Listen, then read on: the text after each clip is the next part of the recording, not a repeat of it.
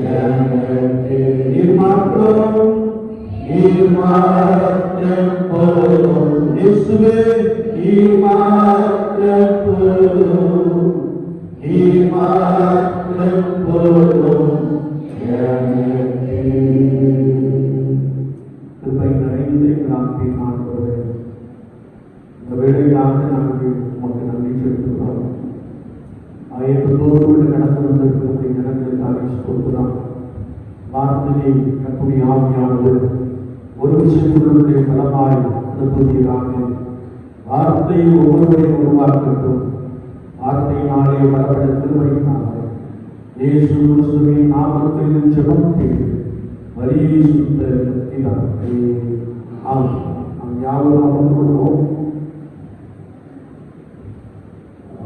இந்த சபையை சேர்ந்தவர்கள் தயவு செய்து நீங்கள் சீக்கிரமாக ஆலயத்திலே கடத்தும்படியாக அன்பாயிருக்கிறோம். வெளியிடத்திலிருந்து எல்லாரும் இருக்காங்க. இந்த சபை கொண்டு 3 பேர் கொண்டிருக்காங்க. 3 பேர் 4 பேர் தான் வந்திருக்காங்க.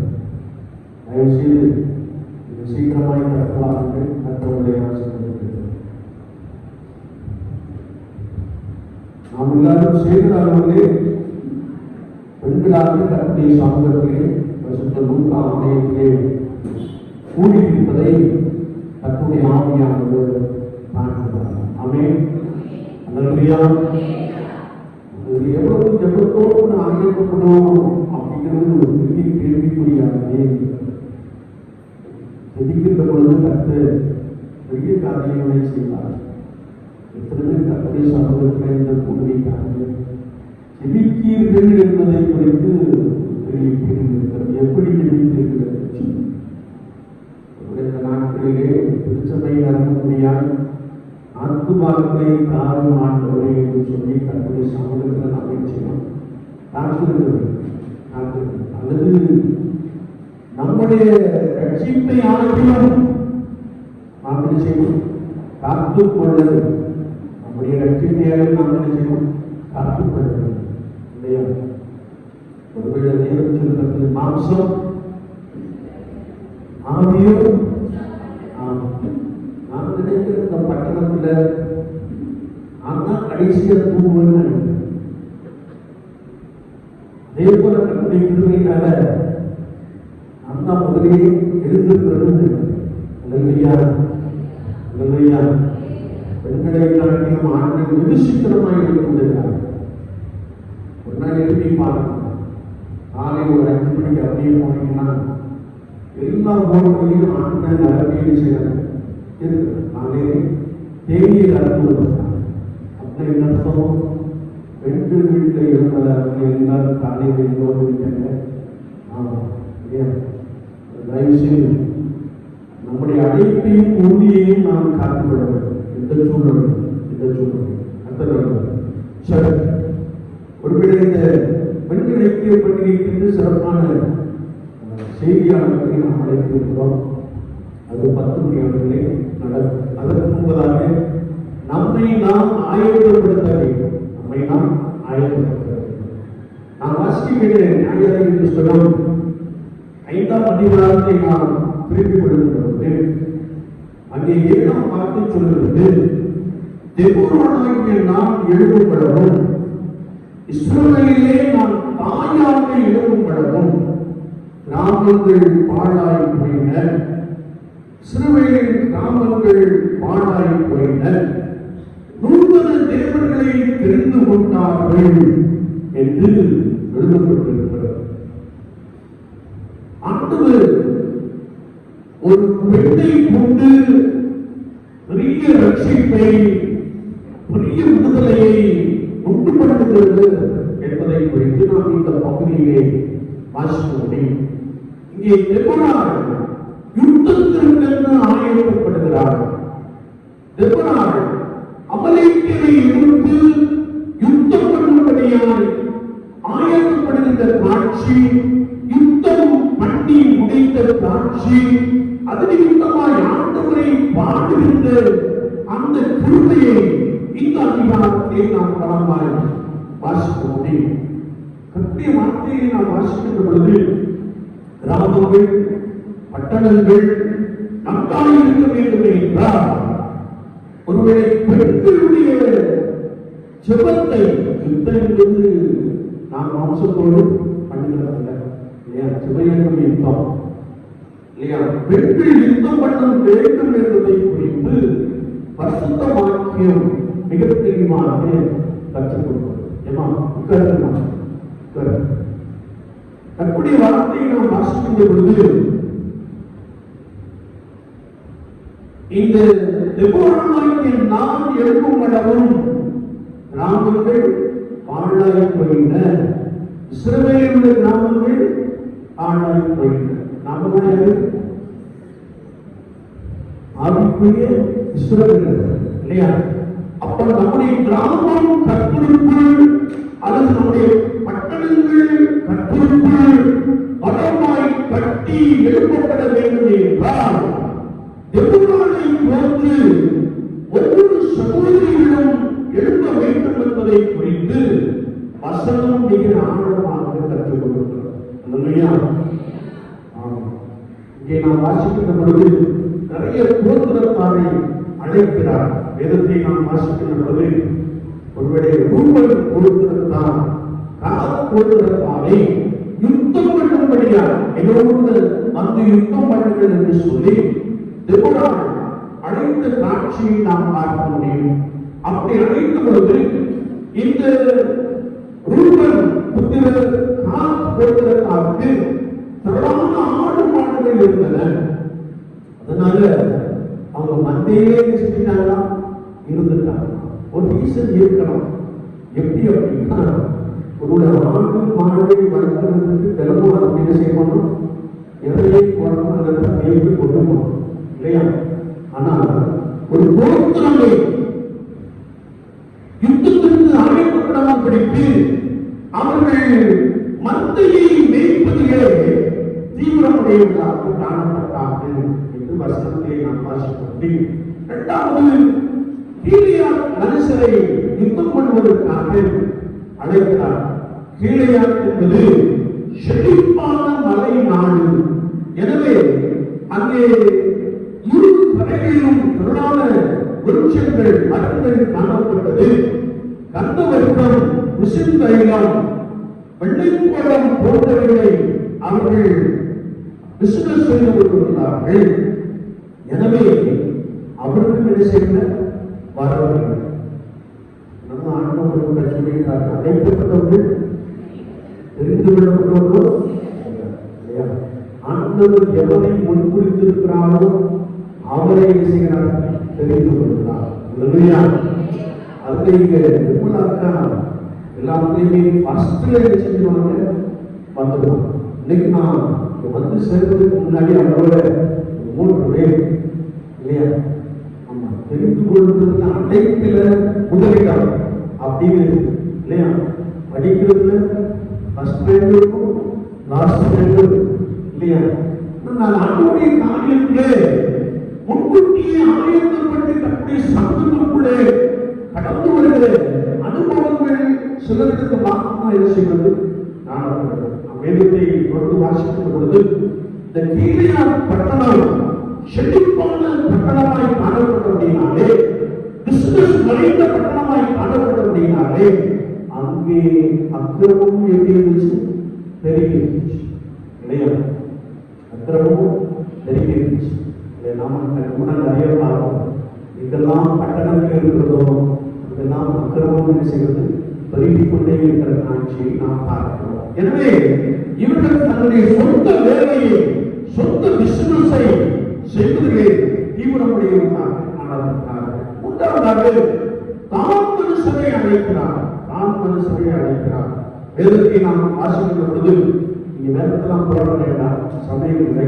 எரேமியா 8:16, எசேக்கியேல் 20:19 நாம் வாசிக்கின்ற பொழுது இவர்கள் குதிரை இருந்த இடத்திலே காணப்பட்டார்கள். கொடுக்கப்பட்ட இரும்பு, லவங்க பட்டம், அட்டயம் பட்டம், இந்த உபாகம் 33:22 கற்பனை வார்த்தை நாம் வாசிக்கின்ற பொழுது இவர்களும் ஒருவேளை பூமியிலிருந்து நல்ல கனிம மடங்கள் கிடைத்தபடியினாலே அதை தோண்டி எடுப்பதிலே தீவிரமாக என்ன செய்தார்கள், காணப்பட்டார்கள். இன்னும் நாம் வாசிக்கின்ற பொழுது இந்த தான் மனுஷரை குறித்து வேதம் சொல்லுகிறது, தான் ஒரு பாலசிங்கம், அவன் பாய்க்கிறவனாக இருந்தான் என்று எழுதப்பட்டிருக்கிறது. இன்னும் ஒரு கோத்திரத்தை நாம் பார்க்கின்ற பொழுது ஆசேர் கோத்திரம். ஆசேர் கோத்திரத்தையும் நீங்கள் அமலேக்கியரோடு யுத்தம் பண்ண வாருங்கள் என்று அழைத்த பொழுது உபாகம் 33:24 நாம் வாசிக்கும் பொழுது இந்த ஆசேர் கோத்திரம் எண்ணெய் வளம் நிறைந்த பகுதியிலே வாழ்ந்து கொண்டிருந்தார்கள். நம்ம சவுதி அரேபியாவுக்கு வச்சுக்கோங்க இல்லையா. அதனால அவர்கள் எண்ணெயிலே தங்கள் கால்களை தோய்த்தார்கள் என்று எழுதப்பட்டிருக்கிறது. நம்ம கால்கள் தண்ணி ஊற்றும், அவங்க என்ன ஊற்றினாங்கன்னா எண்ணெய் ஊற்றினாங்க. அவ்வளவு வளம் இல்லையா, எண்ணெய் வளம், கனிம வளங்கள் நிறைந்த ஒரு இடத்திலே இவர்கள் வாழ்ந்து கொண்டிருந்தபடினாலே அதிலே கண்ணோட்டமாய் இருந்து அவர்களை என்ன செய்ய யுத்தத்திற்கு வரவில்லை. வேதம் சொல்கிறது செபுலோனும் நப்தலியும் யுத்தத்திற்கு எவ்வளவாக என்ன செய்தார்கள், சேர்ந்து கொண்டார்கள். என்னை கேட்டுக்கொண்டிருக்கிற என் அன்பு சகோதரிகளே, கட்டிய ராஜ்யத்தை கட்டி எழுப்புகின்ற அனுபவத்திலே முழங்கால் யுத்தம் பண்ணும்படியாய் அநேகரை அழைக்கின்ற பொழுது சிலர் மாத்திரம் என்ன செய்யறாங்க, வரல இல்லையா. நான் பார்க்கிறேன் இந்த சபையில் சபை அங்கேயும் இங்கேயும் ஓட்ட ஆகும் மாட்டேங்க செய்யல வரல இல்லையா, எங்க செய்யல வரல.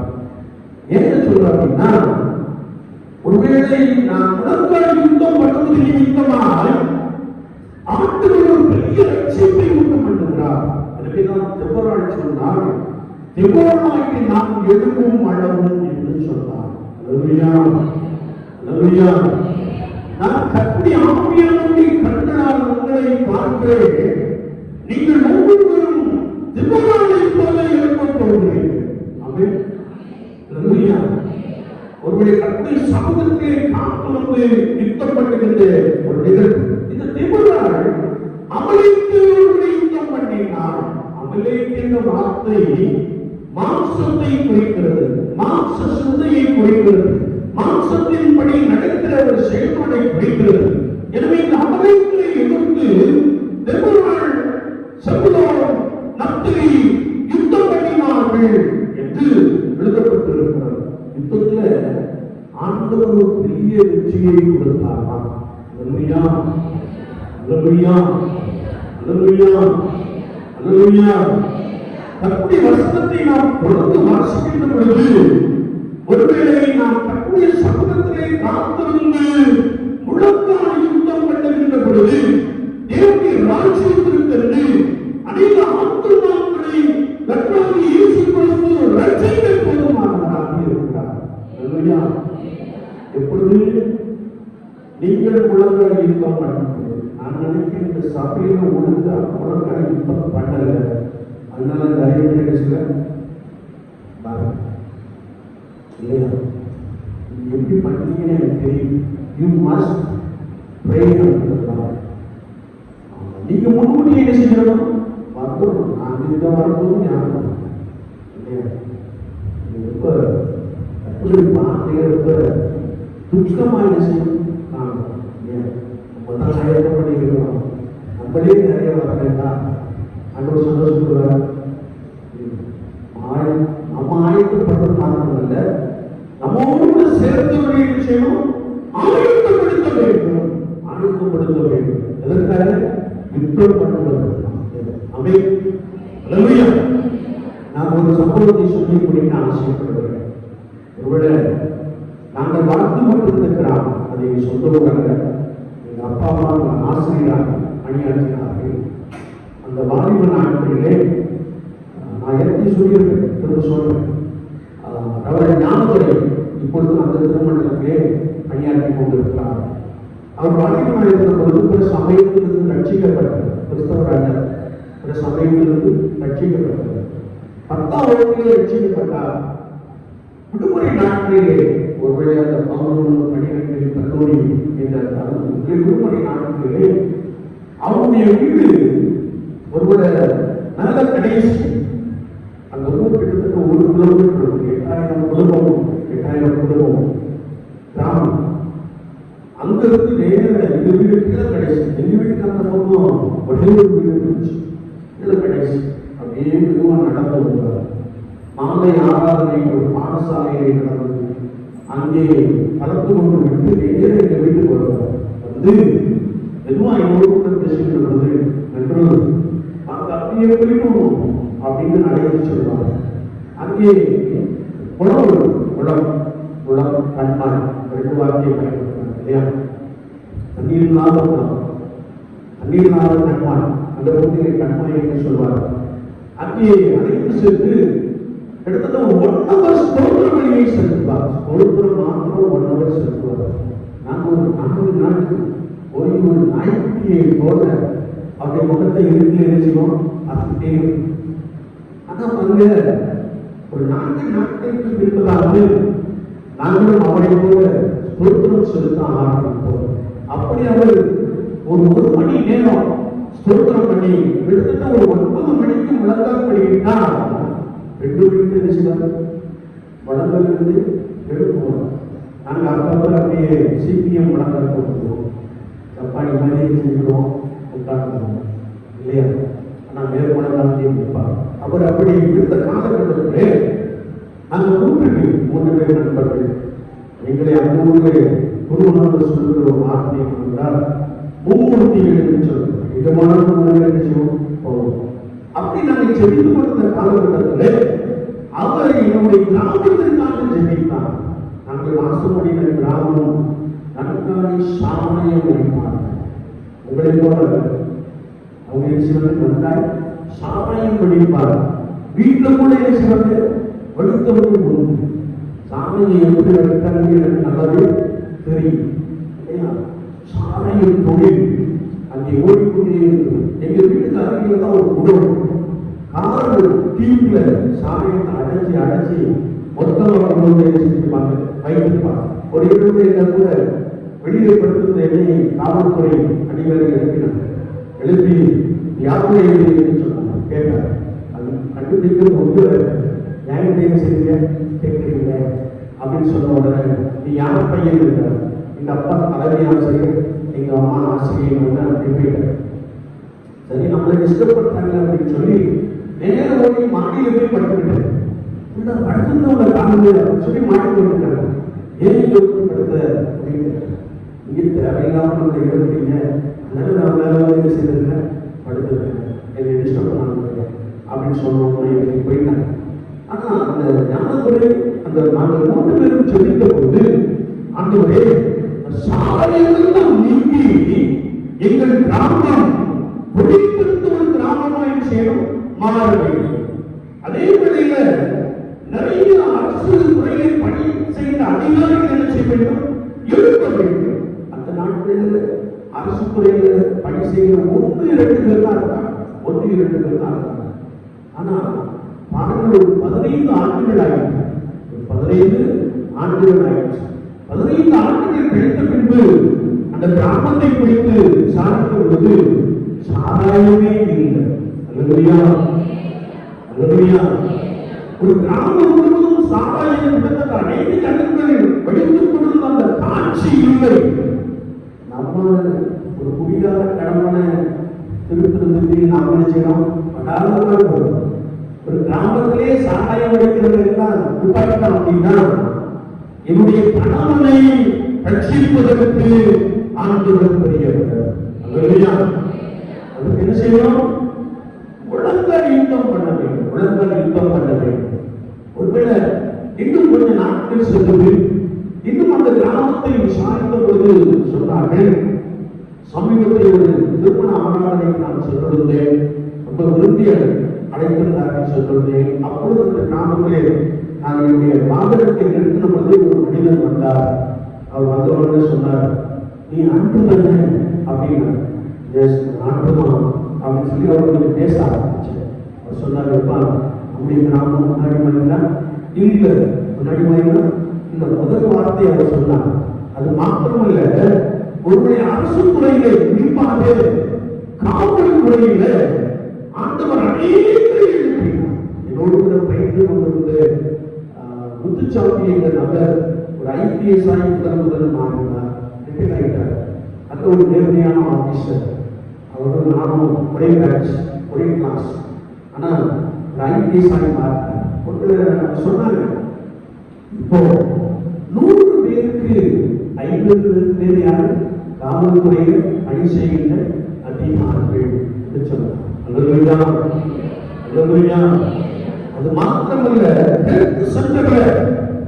நிறைய பேர் சேர்ந்து பணி செய்கிறார். எல்லாம் கவர்மெண்ட்ல ஏற்கப்பட்ட பேர் உள்ள போயிட்டாங்கப்பா அப்படின்னு சொன்னார். அந்த நாட்களிலே அந்த சபையிலே 302 குடும்பம் காணப்பட்டது. ஒரு ஆராதனை 9-11 கூட ஆராதனை நடைபெற்றது. இந்த நாட்களிலே அங்கே 650 குடும்பம் என்ன செய்வது காணப்படுகிறது. ஆணையம் நடத்தி வருகிறது அப்படின்னாலே காலை 5 மணிக்கு ஆராதனை செய்தார்கள், வைத்து விட்டார். அல்லேலூயா.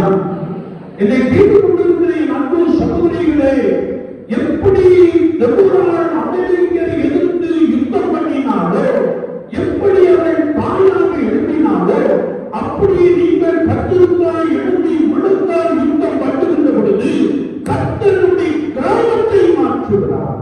அல்லேலூயா. எத்தனை பேர் விசுவாசிப்பீங்க? அல்லேலூயா. நடந்த சம்பவத்தை சொல்லியிருக்கேன் இல்லையா? நான் 3 பேரை சொல்லியிருக்கோம்.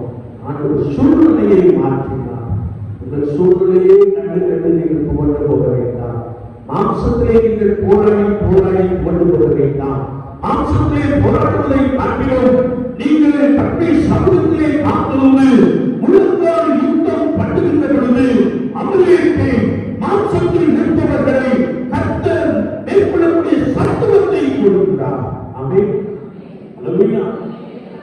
நீங்க என்ன செய்யணும், உடம்புல இன்னும் இன்னைக்கு மட்டும் பண்ணா போதாது, இன்னைக்கு மட்டும் பண்ணா போதாது. எங்களுக்கு எப்பெல்லாம் விடுதலை கிடைக்கிறதோ அப்பொழுதுதான் நாங்கள் என்ன செய்யணும், உடம்புல இன்னும் பண்ணிக்கொண்டே இருக்கிறோம்.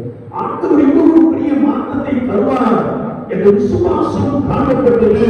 இன்றைக்கு அங்கே அநேக தொழிலதிபர்கள் ஒரு சாமானிய போயிட்டு அதுக்கு மாறாக டெய்லரிங் பிசினஸ், ரெடிமேட் பிசினஸ், நிறைய தொழிலதிபர்கள். என் கூட கபடி மேட்ச் நான் 13 ஆண்டு அந்த கிராமத்திற்காக விளையாடுறேன். என் கூட கபடி விளையாடுறவங்க எல்லாம் ரொம்ப படிக்கிறது. ஆனா இன்றைக்கு அவங்கதான் யாரு? தொழிலதிபர்கள். அல்லேலூயா, அல்லேலூயா. இதை கேட்டுக் கொண்டிருக்கிற என் அன்பு சகோதரனே, சகோதரியே, நம்முடைய சேகரித்து உள்ள கிராமங்களை கர்த்தராகிய இயேசு கிறிஸ்துவால் மாற்ற முடியும். நம்முடைய சூழ்நிலையை கர்த்தராகிய இயேசு கிறிஸ்துவால் மாற்ற முடியும். அதற்கு ஒரே ஒரு காரியம், நாம் முழங்கால் இருக்க மாட்ட வேண்டும். நாம் எல்லாம் கூடி கர்த்தருடைய சமூகத்திலே முழங்கால் இருக்க மாட்டுகின்ற பொழுது கர்த்தர் மாற்றத்தை உருவாக்குகிறார். கர்த்தர் சூழ்நிலையை மாற்றுகிறார். கர்த்தர் ஒரு பெரிய லட்சியத்தை உண்டு பண்ணுகிறார். அநேகர் இயேசு நல்லவர் என்று சொல்லி கர்த்தருடைய சமூகத்தை ஓடுகின்ற காட்சியை விசுவாசத்தினாலே நான் கண்டு முழங்கால் இருக்க பண்ணுகின்ற பொழுது கர்த்தர் பெரிய காரியங்களை செய்கிறார். அல்லேலூயா.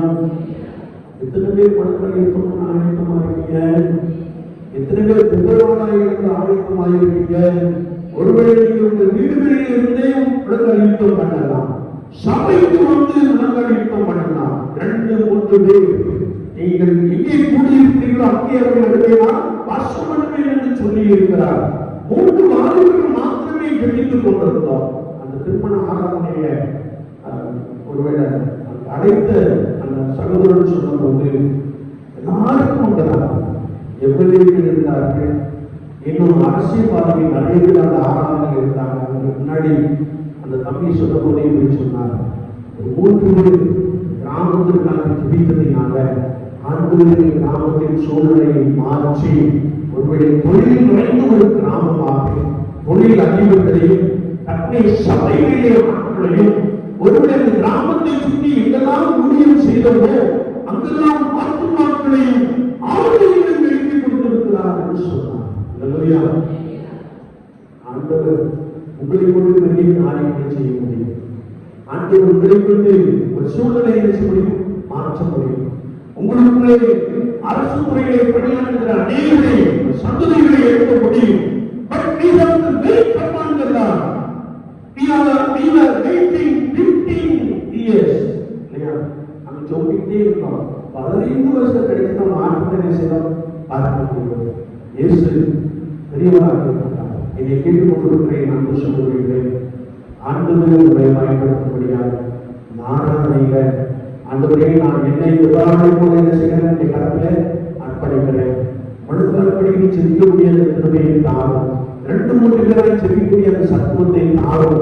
எங்கள் கிராமத்தின் சூழ்நிலை மாற வேண்டும், எங்கள் குடும்பத்தின் சூழ்நிலை மாற வேண்டும், எங்கள் பட்டணத்தின் சூழ்நிலை மாற வேண்டும் என்று சொல்லி எங்கள் கர்த்தருடைய சமூகத்தை உதாரணமாய் யுத்தம் பண்ணி ஜெபிக்கின்ற பொழுது கர்த்தர் மாற்றத்தை உண்டு பண்ணுகிறார். ஆமென். அல்லேலூயா. அந்த ஒரு பெரிய நோக்கத்தோடு கூட, அந்த ஒரு பெரிய அர்ப்பணிப்போடு கூட நாம் பசுத்த மத்தியிலே கடந்து வருவோம். ஆண்டவரே என்னையும் உருவாக்கும், என்னை ஒரு திபராவோடு உருவாக்கும், என்னையும் ஆண்டவரே ஒரு செல்வனை அப்பொழியை போல உருவாக்கும் என்று சொல்லி அப்படி சமூகத்திலே நம்மை அர்ப்பணித்து பசுத்த மத்தியில் நாம் கடந்து வருவோம். கர்த்தரோடு உங்களை பலமாய் நடத்துவார்கள். ஆமென். ஆமென்.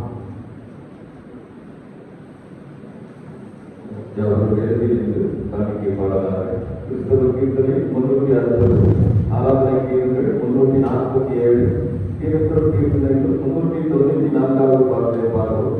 கிறிஸ்தவ கீர்த்தனை 360, ஆராதனை கீர்த்தனை 347, கிறிஸ்தவ கீர்த்தனைகள் 394.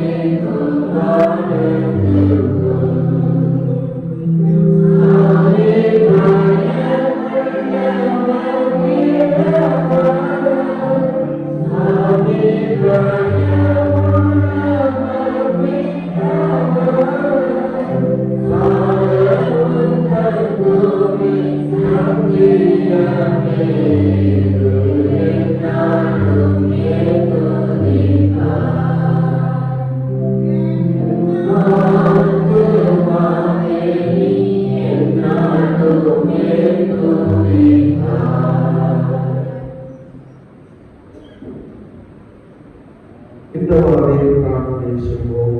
நேசிக்க நல்ல ஆண்டவரே, இந்த வேலைக்காக நாங்கள் உங்களை துதிக்கிறோம், ஸ்தோத்திரிக்கிறோம். உமது கரத்தில் வாங்கி ஒன்று கொடுத்தோம் என்ற வசனத்தின்படியே கருத்தினாலே நன்மையை பெற்றுக்கொண்ட ஜனங்கள் உமக்கென்று கொடுத்த காணிக்கைகளுக்காக, ஸ்தோத்திர காணிக்கைகளுக்காக நன்றியோடு உலகை பார்க்கிறோம். உற்சாகமாய் கொடுக்கிற இவர்களுக்கு கருத்தறிய வைத்து அந்த தனியான ஆசீர்வாதத்தினாலே நிரப்புகிறாங்க. எங்களே அர்ப்பணிக்கும் மூலமாக நாங்கள் படைத்த காணிக்கைகளை ஆண்டவர் ஏற்றுக்கொள்கிறார். இயேசு கிறிஸ்துவின் நாமத்தில் ஜெபம் கேளும் பரிசுத்த பிதாவே.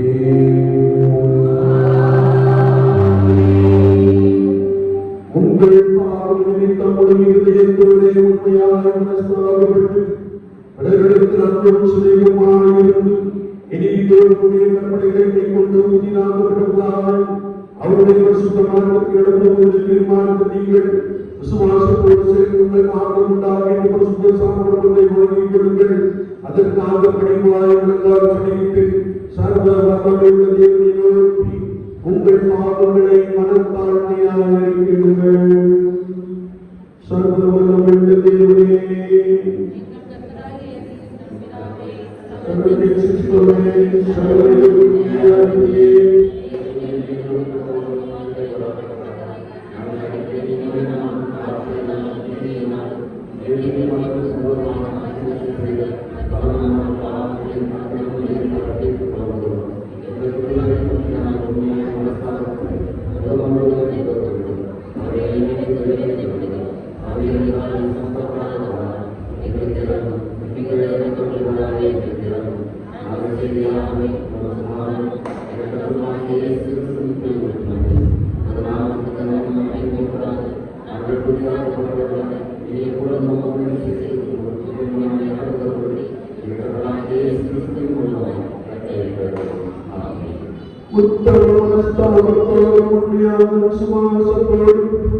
தமிழகத்திற்கு மனதிற்கும் பாவம் மன்னிப்பேரும் செய்வோம் என்று இலக்கமாய் மாற்றுகள் செய்திருக்கு.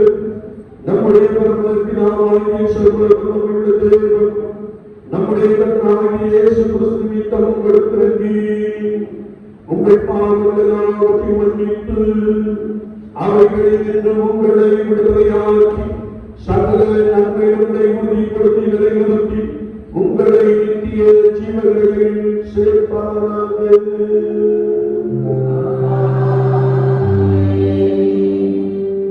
தமிழுக்கு உண்மையாக நடந்தவர்களை யாவருக்கும் இரட்சகராகிய கிறிஸ்து ஆறுதலான வார்த்தைகளை கேளுங்கள். மறுபடியும் பாரம் சுமக்கிறவர்களே, நீங்கள் எல்லாரும் எடுத்து வாருங்கள், நான் உங்களுக்கு இளைப்பாறுதல் தருவேன். தேவன் தந்தையுடைய வீரான குமாரனை சுவாசிக்கிறவனை மூலம் அவர் பெற்றுக்கொள்ளாமல் நித்திய ஜீவனை அடையும்படிக்கு அவரை தந்தையை குளமாய் உலகத்தில் அன்பு கொண்டார். பரிசுத்த பவுல் சொல்லி இருப்பதை கேளுங்கள். பாவிகள் ரட்சிக்க கிறிஸ்து இயேசு உலகத்தில் வந்தார் என்ற வார்த்தை உண்மையும் எல்லா அங்கீகரிப்பதும் வாக்கியமும் ஆனது. பரிசுத்த யோவான் சொல்லி இருப்பதை கேளுங்கள். ஒருவன் பாவம் செய்வானானால் நீதிபரனாய் இருக்கிற இயேசு கிறிஸ்து நமக்காக நம்மிடத்தில் பரிந்து பேசுகிறவராய் இருக்கிறார். நம்முடைய பாவங்களை உறுதி செய்கிற கிருபாதாரரை அவரே உங்கள் இதயத்தில் ஏற்றுங்கள்.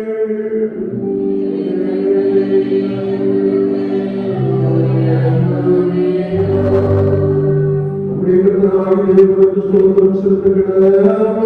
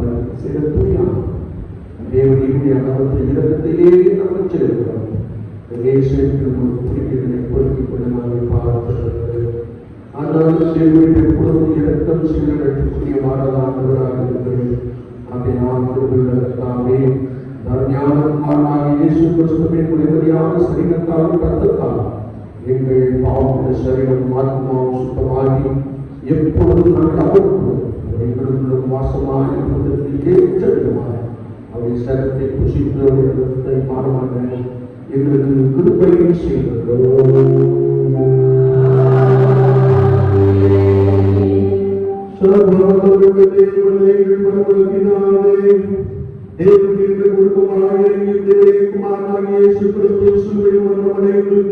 எங்களை மீட்கொள்ளக்கூடியவரை தந்தவீரே, அவர் சிலுவையை சகோதரத்தின் பாவங்களை உறுதி செய்வதற்கு நினைக்கும் போது பணிப்படுத்தி பரிகாரத்தையும் செலுத்துவதால் நம்பியான மரணத்தை என்பதற்கும் நினைக்கும் ஞாபகத்தை நியமித்து தானும் திருத்தம் நம்மளும் நாங்கள் செலுத்துவதற்கு நமது சுவிசேஷத்திற்கு நினைத்திருக்கிறானே. இருக்கும் பிதாவை ஜெபத்தை கேட்டது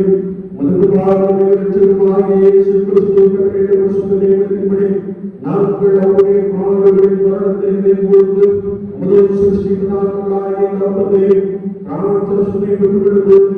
அவருடைய பரிசுத்தமுள்ள சரீரத்துக்கு ரத்தத்துக்கும் பத்திரமாக தீர்க்கத்தை செலுத்த வேண்டும் என்று மிகுந்த நாட்டியாய் வேண்டிக் கொள்கிறோம். அவர்தான் காட்டிக் கொடுக்கப்பட்டதாகவே அப்பத்தை எடுத்து ஸ்தோத்திரம் பண்ணி அதை விட்டு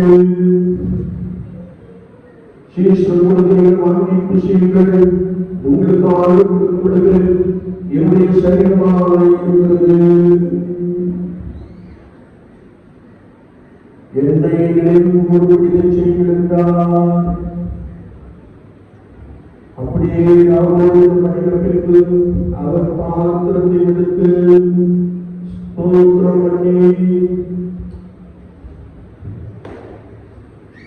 அவருக்கு கொடுத்து நீங்கள் எல்லாரும் பண்ணுங்கள், இது பாவ மன்னிப்பு உண்டாகும்படி உங்களுக்காக அனைவருக்காக சொல்லப்படுகிறது புது உடன்படிக்கையுடைய இரத்தமாக இருக்கிறது. இதை மகன் உள்ளதெல்லாம் என்னை நினைவுகூர்ந்து சென்றது திருவுளம் பற்றினான்.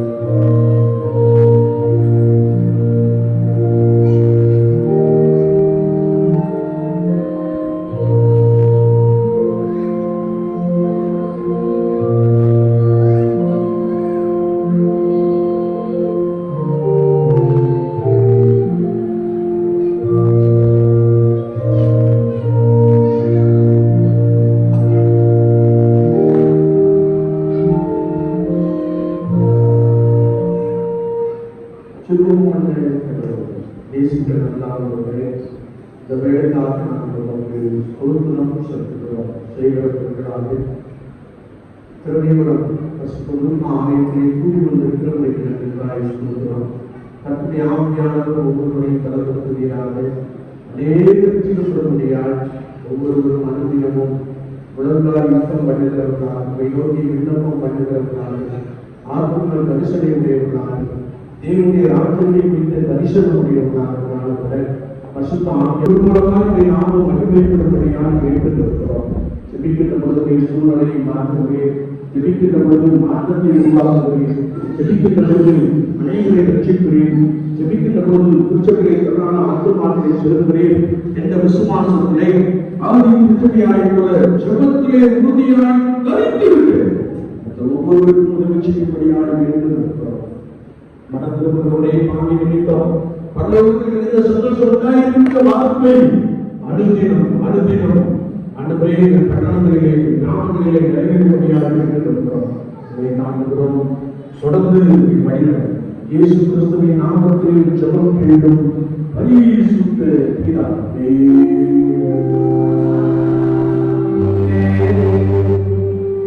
பிதாவுக்கு மேலான தேவ சமாதானம் உங்களோடு இருந்து நீங்கள் தேவனையும் உம்முடைய குமாரனாகிய நம்முடைய நாமத்தில் இயேசு கிறிஸ்துவின் கர்த்தராகிய உங்களை உங்கள் இதயத்தை சுத்தமாக்குகிறது. பிதா குமாரன் சுத்தாவியுமாகிய சர்வ வல்லமையுள்ள தேவனுடைய ஆசீர்வாதம் உங்களோடு இருந்து உங்களை எப்பொழுதும் நிரப்பப்படுகிறது.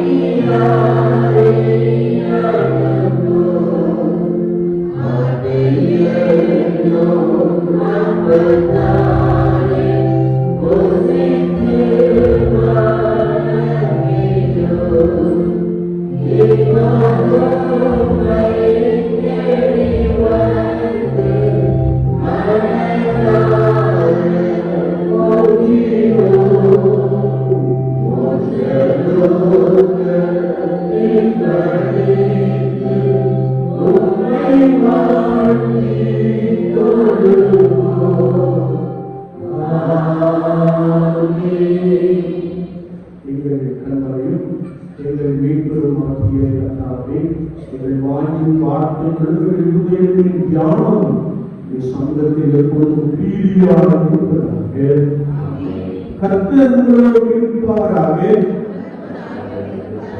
தேவ சமாதானத்தோடு கிடப்போம். கர்த்தர் ஸ்தோத்திரம். கர்த்தரை ஆசீர்வதிக்கட்டும். கர்த்தரை ஆசீர்வதிக்கட்டும்.